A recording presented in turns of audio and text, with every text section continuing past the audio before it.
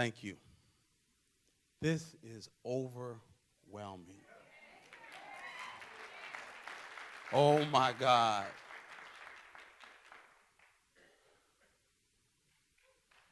Do you ever write something and wish you didn't push the send button? You think about it, you edit it, you show it to your friends, you try to backspace, and then you hit the undo. Then you hit the flipping send button. And you send it to people who read it. If you hit the send button with me, it might be 3 weeks before I see it. But wow. Wow. To see this kind of outpouring, to see friends and family, to see folks out there in the overflow section. Can you all hear me okay?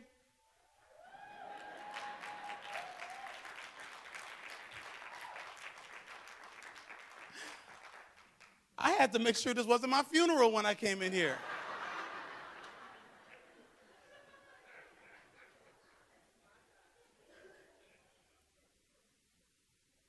Wow. This is really wild. I want to talk to you for just a little bit. There's going to be time later on for some of us to talk back as well. Originally, we thought that we were going to break up in groups. We thought that we were going to put some of you over here, and then some right here, then some right here, and then we'd use all the overflow. But as you can see, we had to change things up. I called Captain Joe Ballas yesterday to see if we could park on Badger Road, and he said, well, it's part town, part us. We probably can't do it, but we're going to bring a highway sign to tell people that they can go down to the Villager Mall. So I got clearance down there. I talked with Brother Klima about that. I asked Brother Johnson, could we use this van from the Boys and Girls Club to shuttle people up? I was in my office, and I watched people. I was like, is there a Badger football game today? There are people.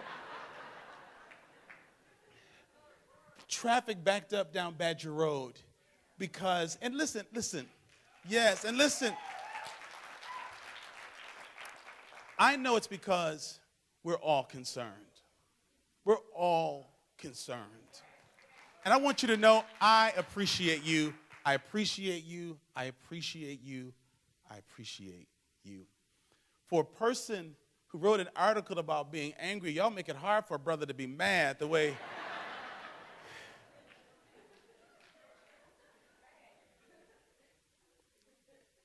And I really just want to say I appreciate my team. We did not have overflow cameras until yesterday. I called James Hatchett and said, James, you got to make this work, please. And so people just worked behind the scenes, and I'm just really, really, really grateful. I'm grateful to my friend Phil Haslinger. Yes, I appreciate Karen and your communications team. I called my friend Phil Haslinger a couple of months ago because I had a bad experience, and I wanted to talk about life a little bit, and I just wanted to let some things out. He's established a coffee meeting between him and Paul Fanlin and myself, and we started talking. And as I put my ideas out, Paul said, you know what, you should really write this, and I guarantee you a year from now, people will still be talking about the subject of race. And I thought, this man must have a flask here, and he must be drinking something other than coffee. And I sat on the article and the thoughts for months. And I know that this is new, and it's fresh, and it's so many things that we're still working through.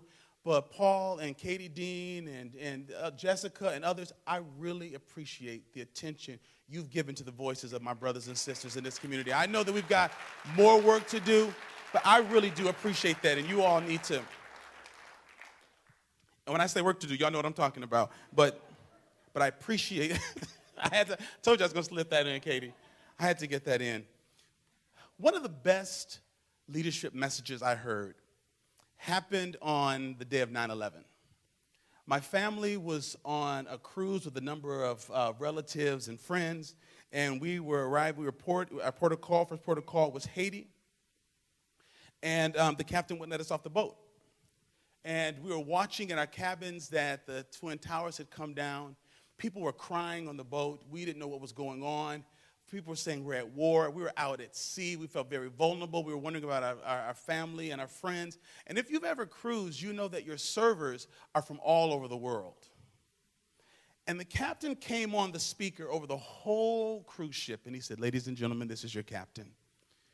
The world is in crisis, but I want you to know we're going to get through this. If we start polarizing ourselves, we will become each other's enemies. We are out to sea. We are here to have a good time. We can make the best of this. If we refuse to see each other as enemies and as the other, and see each other as part of this cruising community, we can get through this. I made this call because I want to say to you, we're living in a world of turmoil. It's tough. Racial disparity is awful. We are ground zero for so many issues, particularly those concerning African American men. But if we could do this in February, if we can gather and park down at the Villager Mall and walk up the hill, if we could park at Burger King and the car wash and walk up here just to be community, we can get through this. We can do this. I know we can. And I am angry, but it's not because I want to tear down something or burn something up. It's because I want change. And so I want you to know, don't let our anger frustrate you. Don't let it cause you fear or consternation. It just means that we've got a lot to let out. And your being here and hearing us and seeing us and partnering with us does more than what you can imagine. I believe that when we look back over time, this is going to be something almost like one of those Edmund Pettus Bridge moments where we linked arms and said, doggone it, this is our community, and we're not going to let it go to hell in a handbasket because we have a say-so. So thank you for coming. I recently came back from a civil rights tour about 2 weekends ago. I left Chicago at 7 p.m., woke up in Birmingham the next Saturday morning for breakfast, had lunch in Montgomery, had dinner near Selma, walked across the Edmund Pettus Bridge. The next morning, I was in Jackson, Mississippi. That evening, I was in Memphis, Tennessee, watching where King coordinated the sanitation workers and what was really going to be his last march. And what I noticed, whether it was at the lunch counters, at the Edmund Pettus Bridge, I saw people from all ethnic backgrounds joining arms together. And it was a reminder to me that we get one image, we get one picture when we think about civil rights. But as you look closer at the pictures, the people look like us. They look like us. And it's going to take us to fix this problem. It was cross-cultural partnerships. And so I just got a couple things I want to hit through. You know, it's a curious thing to give a preacher a microphone on a Saturday afternoon. But I just have a few minutes and a few points that I want to share with you. Life's changed since December 18th. I haven't had a vacation. I rarely had a day off. I was on vacation when that thing broke. I got calls and emails from all over the country, and life just really started changing. An 89-year-old woman showed up here because she just wanted to see where our office was and said that she wants to volunteer. A 72-year-old man walked in my office and said, I Googled you. He said, I was a superintendent of schools in St. Louis when the first federal mandate came down to desegregate our schools. I want to know what I can do to help. I met last week with a gentleman who's 100 years old. He's at a nursing home downtown. He pastored a Presbyterian church in Birmingham when the 4 girls were killed in the church bombing. He and one of the mothers were on the platform the next year talking. And he said to me, I walked into his room. His name is Richard Pritchard. I walked into his room. I think someone just did a story on one of the papers, did a story on him. I walked into his room, and he looked at me, and he said, Reverend G, because I was just a boy when I started preaching when he was in full force. He said, I wish I were young enough to work with you. And I said, Dr. Pritchard, I wish you were too. Young African-American boy stopped me in Perkins and said, sir, I read your article. Thank you. Men walked up to me, African-American men, and said, thank you. My daughter's teachers applauded when she walked in the room, and her white classmate said, when is your dad going to organize students?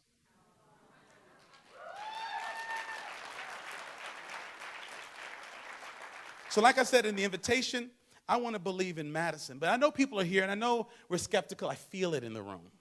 For some, because what's going to be different? Let me tell you what's different. You. Me. We're here together. We've had these talks, and we've had these gatherings, but not like this. not in this setting, and not with the ideas and the mandates and the agendas that we're setting.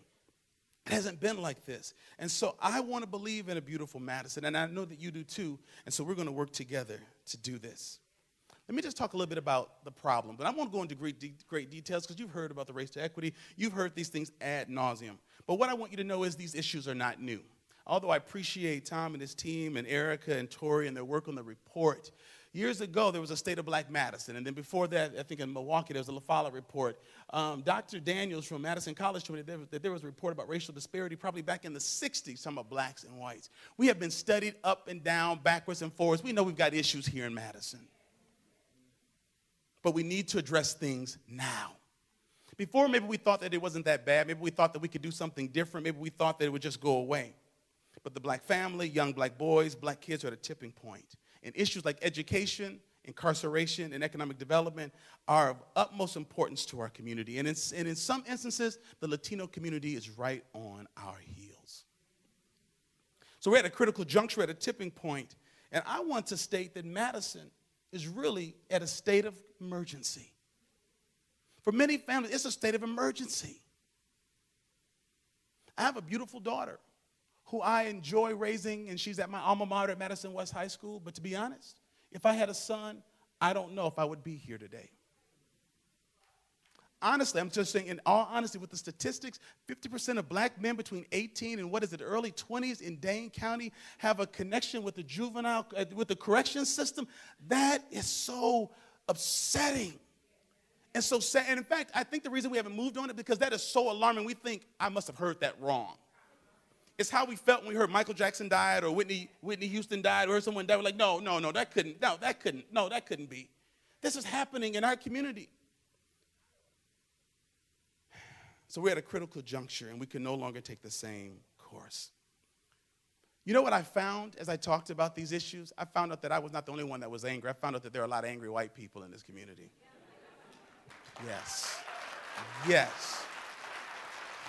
A lot of angry Asian brothers and sisters, a lot of angry Latino brothers and sisters who are saying something, and of every background, so I don't want to start naming folks, but I just found a lot of angry people who have said, this has an impact on our community, and we want to do something about it.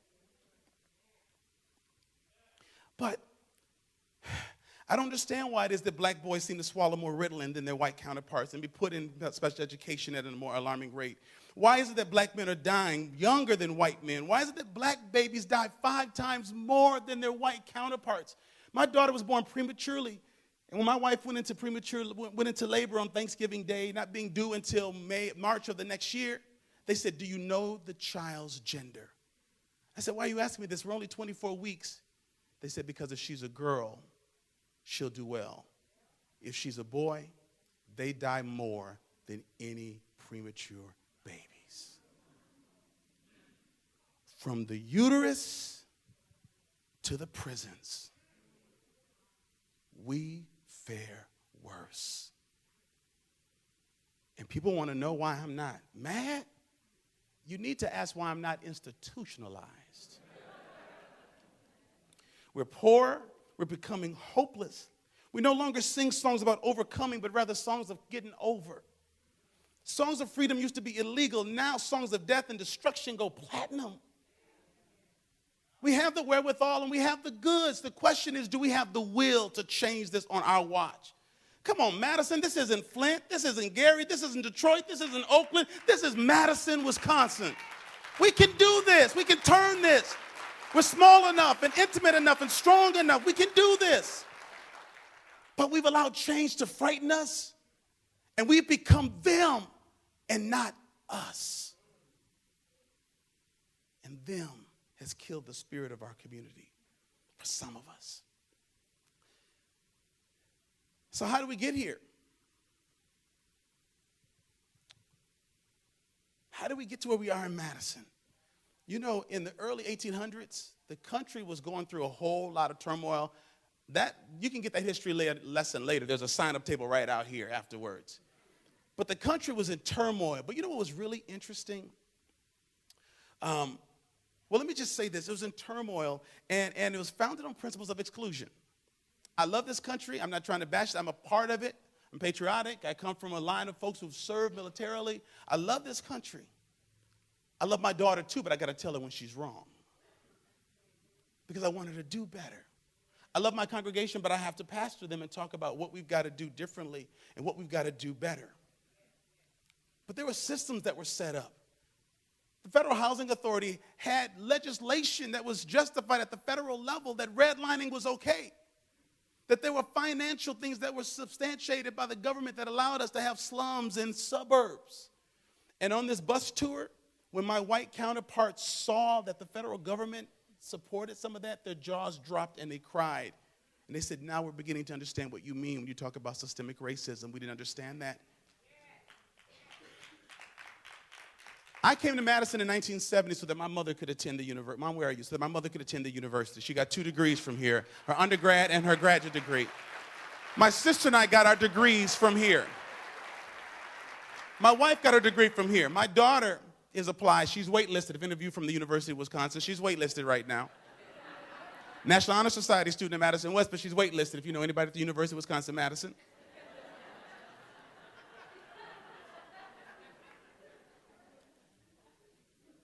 Don't tell me that she does not have an edge on a child who's a first-generation college student.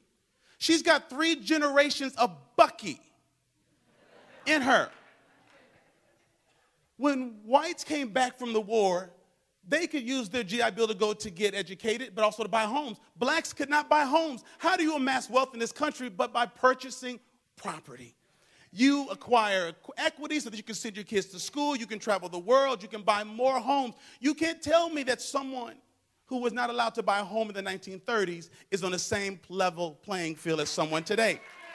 What I don't understand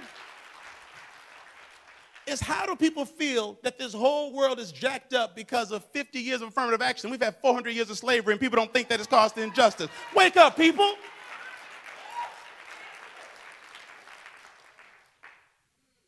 I'm going to get a lot of emails behind that, but I had to say it clean. I had to say it clean. But in the early 1800s, there was a federal judge. His name was James Doty. The capital of Wisconsin was going to be in Belmont, and James Doty didn't like that. He wanted to be in Madison, so he bought all this land in this swampy place called an isthmus between the 2 beautiful lakes we call Monona and Mendota. He went to the people who were set on making the capital Belmont, and he offered them buffalo robes because it was cold here. He took paper and he drew this city and this community, and he named it after the President James Madison, who had just died. And he named a lot of streets after those who signed the Declaration of Independence. And so he used his political muscle to go and show it to the people. And they saw the city named after the president, and they saw streets named after the signers of the Constitution. And they said, how can we say no to Madison? It only existed on paper, and it became the capital. From its inception, this place has been a figment of our imagination.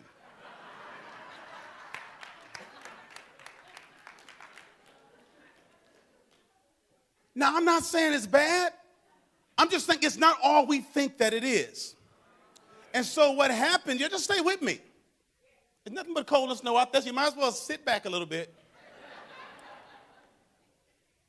So swamps and isthmus, and he's got pieces of paper with names on it. He said, that's the capital. The trouble with utopia and utopians is that they never last because they build it on their own minds of us and not them. So when them shows up to utopia, we get upset because you begin to mess our good thing up. But utopia is why many of us came here to Madison. It's why my family came. It's why my mother came. In the 80s and 90s, black people doubled in the Madison community because we wanted a utopia. People don't come to Madison to die, they come to dream. People don't come to Madison so their kids can fail in school. People don't come to Madison so their kids can go to prison and rot in cells. Dreamers come to Madison, and when they feel excluded from the dream, they become nightmares. So people freaked out because the black population doubled. The Southeast folks were resettled in the mid-'70s. I grew up in South Madison. I remember when the Cambodian and Vietnamese families came to Lincoln. They lived in Bayview and Bramhill. They came. All of a sudden, Madison pulls in its welcome mat. Because all of these people with strange names and strange eyes and dark skin come, and all of a sudden our utopia looks different. But let me tell you something. We came for the same reason everybody else did. It's why the Germans came here in the 1840s. It's why the Scandinavians came here in the 1870s. It's why the Italians came here in the 1920s. It's why the African Americans came here in the 40s and the 50s. It's because we want to dream too. Madison, put the freaking welcome mat back out.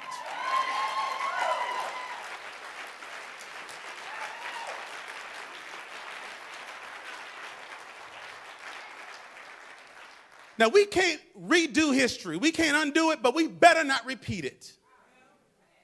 We have an opportunity to become a real utopia. Because really, this is my friend, Paul Grant's one of my cool friends that is just sharp. He said, in Latin, utopia means nowhere. It means nowhere.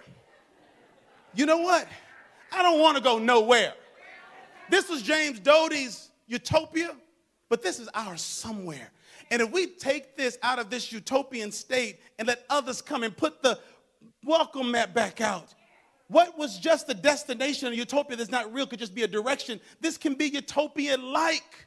If this becomes a community where everyone can graduate, everyone can get a job, everyone can buy a home, everyone can have a safe community, everyone can love, everyone can have housing, everyone can be fed. So we want to move forward. For too long, blacks have been excluded from the tables of power. I know that upsets people, but just hear me out.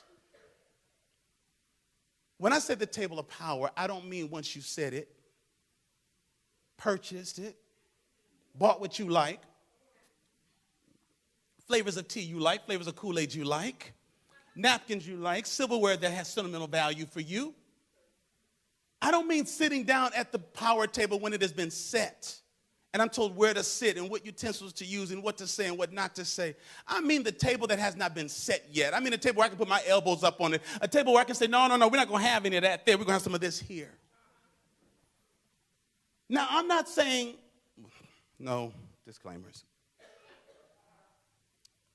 This got to be more than just token acts. We need to reset the table. So one of the things I've come here to tell you all this afternoon is that we as black leaders in our community, we've gathered and we've been uniting and we're resetting the table. We're resetting the table. And listen, we're not mad. Now breathe, white people, breathe.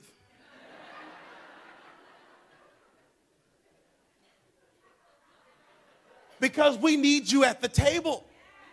You just got to give us time to set it, get what we like to eat, get what we like to drink, get the desserts we like. We do sweet potato pie, not pumpkin. It's all right. It works for you, but we just want to, it look the same. It smell the same. It's not the same.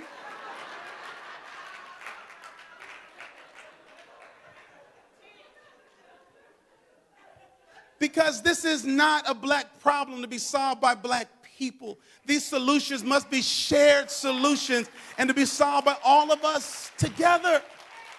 So when we say we're setting an agenda, please don't hear me saying we want to be exclusive, because many of you have worked hard for inclusion. I know you have. We are not saying we don't need you. We're not saying that we don't love you. We're not saying we don't respect you. You cannot get any of us to say that. When you look at these men and women who I've connected myself with, our personal relationships are intertwined culturally. We believe in it, but we're just saying we need space. Because when we see things go down, we say, we could have told you that wasn't going to work. We could have told you that wasn't going to work. What would they think? You can't, oh my God, you can't do that. But had someone asked us right at the beginning, we would have said, nope, nope, nope, nope, nope. When we want to do planning, people say, we can't do them in the churches because that's offensive to people. I'm like, but if you want black people to come, that's where they go.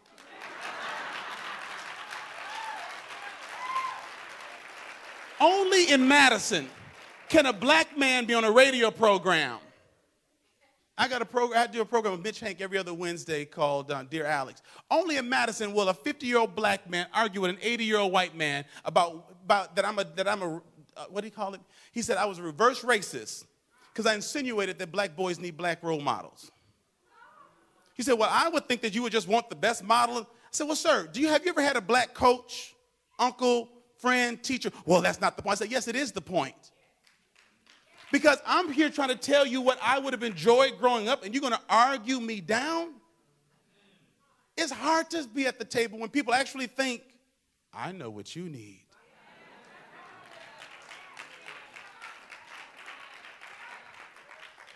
And you may mean well.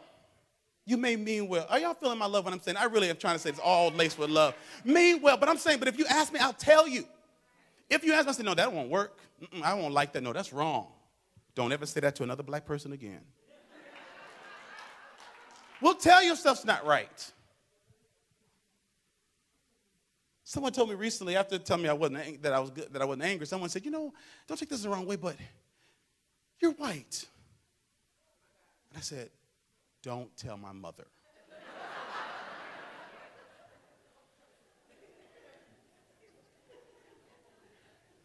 And when I tried to explain, and listen, there's nothing bad with that. Some of my best friends are white. But I'm clearly not white. But why couldn't I just be smart or insightful or a good leader? Why do I have to not be black to be good? Why? Now, that's not everyone's. I know when you hear those kinds of things, please don't think we all think that. I know you don't, but I just have to tell you some of the crazy crap we hear on a daily basis. But when you got people who can say that to you, can you imagine if they're in a position to make decisions about you?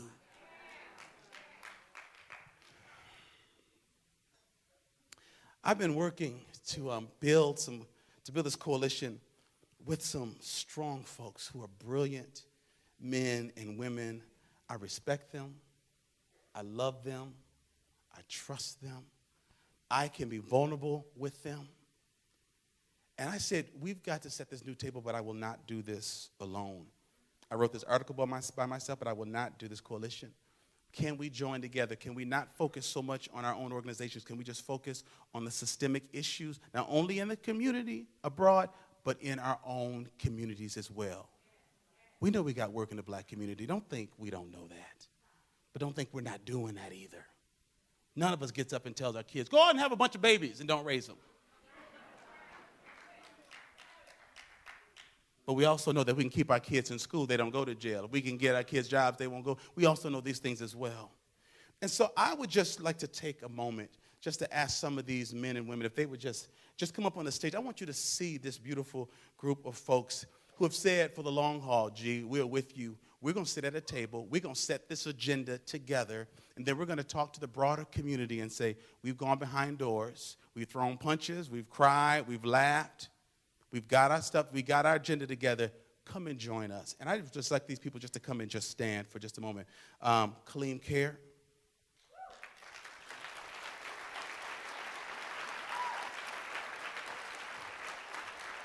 Michael Johnson. Laleda G. Miss Lisa Care.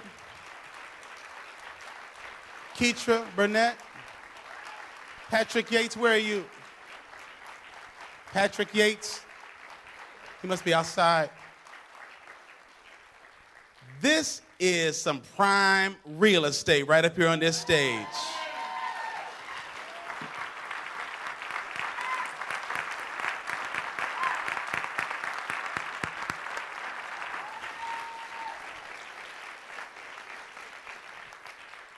Yeah, try to get a word in edgewise.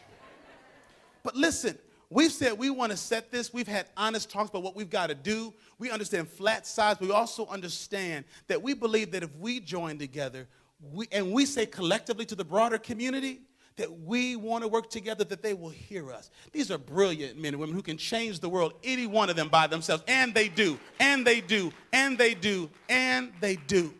But to join arms and to say we love this community and to stand with me is just amazing. It's just amazing. And we're looking forward to journeying together. And so what we talked about doing is in creating this coalition, we haven't named it yet, but we want to have representatives at it, allies. The head of the African American Council of Churches, someone from the general faith community. I'd like to get someone who represents the fraternities and sororities. Dr. Floyd Rose, who's connected with his own organization and 100 black men, has said, I've got your back, Rev. Whatever it is you need, you've got me, we're here. And broader leaders in the community. Can you imagine what happens as we get a space just to set a new agenda and begin to say what we think the issues are. Because the thing is, we're not just saying, well, this is what Urban League can do, this is what the Boys and Girls Club can do, and this is what the church can do. We're looking at systemic issues. So when we talk differently, you'll hear differently. And I have hope that this community can change because we are gifted with men and women like this. And listen, let me tell you, let me just tell you, nobody told me to say this, but I'm just going to say it because I got the microphone. And if you pull me to the side and ask me what I think about any one of them, I'm going to tweet your name to the whole world.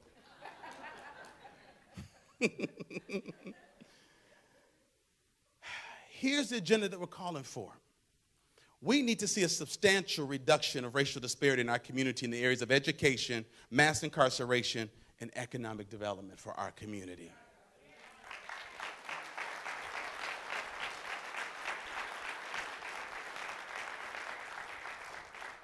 We want to build this coalition of individuals and organizations. And we've even had just the rest of nonprofits. I met with them this week. They said, we want to informally organize ourselves so that perhaps a representative from general nonprofits can sit as an ad hoc member on that council. Because we want to take what you all are setting as an agenda and find out how we get behind you. There is such a great opportunity for transition and change because people are willing to work together. And that gives me so much hope. And so we've talked to nonprofit leaders, they're on board, faith leaders. I had over 40 pastors at a luncheon this week who want to be supportive, leaders of color. In sometime in March, we have a date that's set up for African American and Latino community leaders to get together. Because we have not done that well. Because we need their voices, they need our voices, and we want to show that we can work together. So here's what we're going to do. The specific of the metrics have not been set yet or haven't been determined because we got to get together to do that, but be clear, we are committed to the agenda. We're going to build a coalition of interested parties. We're going to build capacity and leaders of organizations. When I started Nehemiah 21 years ago, folks like Jane Coleman, Norma Madsen, Susan Phillips, Bob Cook took me under their wings. They were community leaders. They took me under their wings and they taught me how do you raise money and what you don't do and how you organize your board and how you structure yourself. We've got young, brilliant folks. We've got young African-American women who are leaders. And I want to see capacity build in your organizations. I want people to know that there aren't just strong African-American men, but there are brilliant and beautiful, strong African-American women and leaders in our community as well. I want to build capacity. Brother Mike, I think this is one of the things you really stressed when we got together. If we found ways to build up how we do metrics and how we fundraise and really help us to strengthen the infrastructure of organizations, and there are so many great grassroots leaders that are out there. If we can bring them to the table and build them up, then we have more people on board who can help to address these needs. We want to build a movement of grassroots individuals because this is still Madison, so we're still radical. There are people that are still saying, we want to be mobilized for change, so you just tell us where you want to go. And there are some that are out there. We do. We've got some not so recovered hippies that are out here that still want to get out. Now, I can't help you out with the illegal stuff, but I can help you march. I got a reputation in the ministry. And I'm not coming to the Isthmus after dark, but I'm telling you, we can do some meetings during the day. Because we want to rebuild hope in the hearts of our youth because they lost hope. And when you lose hope, you become hopeless and you live like you have no future. Within the next, I want to say 18 months. I can't state this. I can't go on record because I have not checked with these folks yet. But I bet you if you give us anywhere from 18 months to 24 months, to set metrics, to build a strong coalition, to build strong allies in our broader community with our white brothers and sisters, our Latino brothers and sisters, our Asian brothers and sisters, our international brothers and sisters, multiracial brothers and sisters, we will take strong steps towards greater collaboration. And if you get involved individually, this is not going to be the Black community show. This thing will not be televised.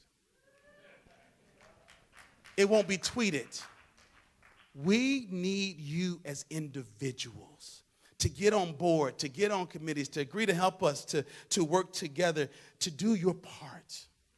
Because we've got a strong coalition, but this is just setting the agenda. I believe that if we show up in some places, if we write some things, if we organize ourselves, I think Madison would have a hard time saying no to this. Thank you all. Come on, help me give these beautiful people another hand.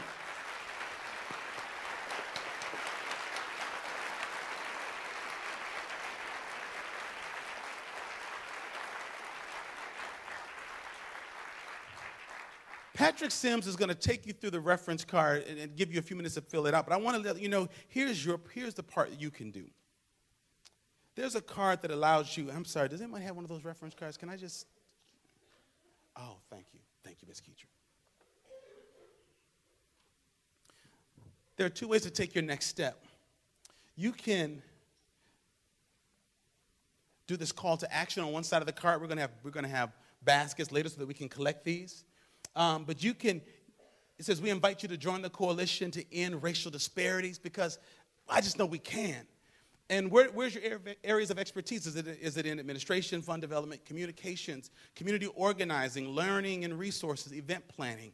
And then on the other side, how do you take the next step? Which of these areas? Because we've been talking, I've been interviewing the community since I wrote this article, even before. And the three areas that keep coming to the top, I've talked to fraternities, I've talked to social service agencies, I've talked to each of these leaders. We've said education, mass incarceration, and economic development are three key issues.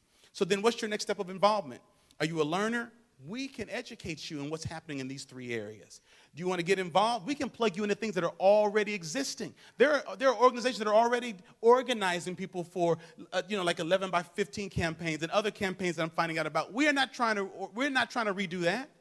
But if people are saying we want to get involved, I want to be able to funnel this energy into things that my brother Michael is doing, or Kaleem is doing, or Lalaida is doing, or Lisa's doing, or others in the community. Can you imagine when we begin to show up in mass at each other's organizations and each other's things saying, we care? Our kids will see it and will develop a new sense of hope. So identify your primary area, because think about this. We've got 500-600 people in here.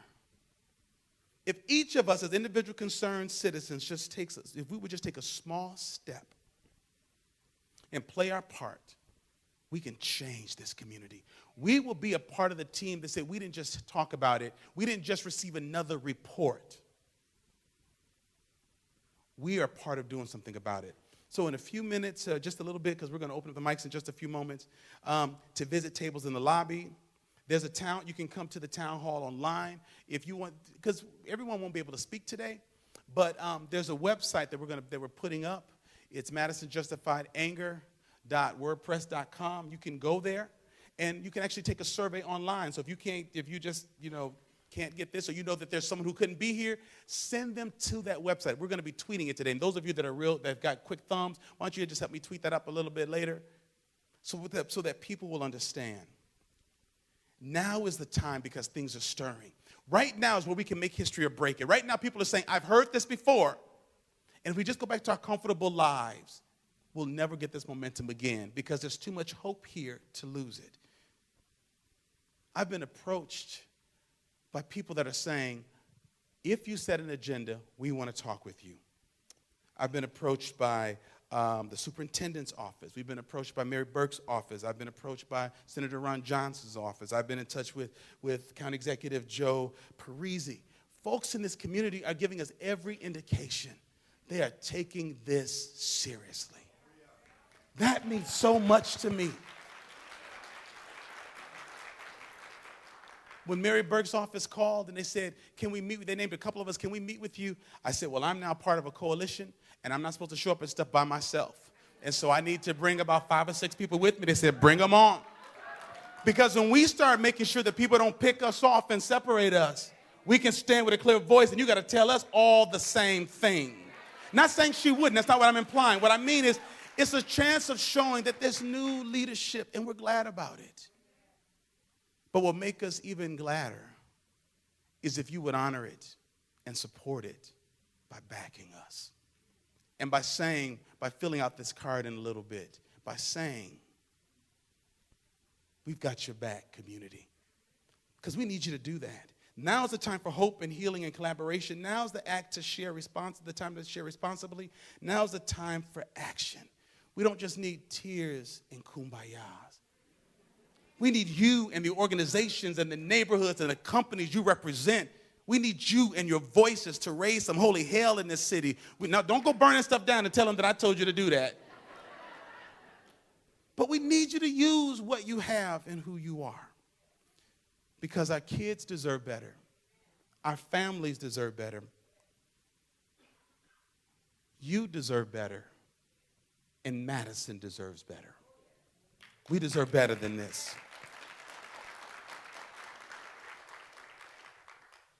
I want to close with a poem I wrote, just a part of it that's called, Are We There Yet? Some of you might have seen me do this on last but not least. Are we there yet? Society asks, aren't we there yet? With social programs, aren't we fair yet? Can't we get the poor out our hair yet? Or teach your men to grow a pair yet? Never mind their pain and that they still need to air yet. So we hog up resources like we've none to spare yet. And we ask the question like we're not aware yet. If this were your son, would we be there yet? Society asks, aren't we there now?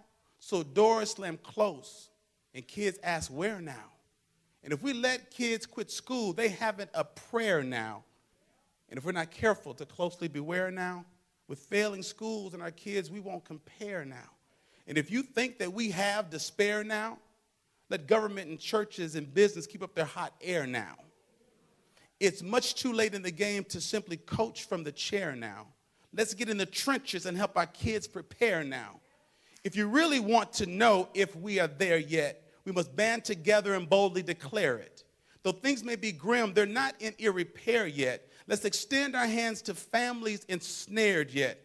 These are all our sons and daughters. Of course we're not there yet. Thank you all so much for being here.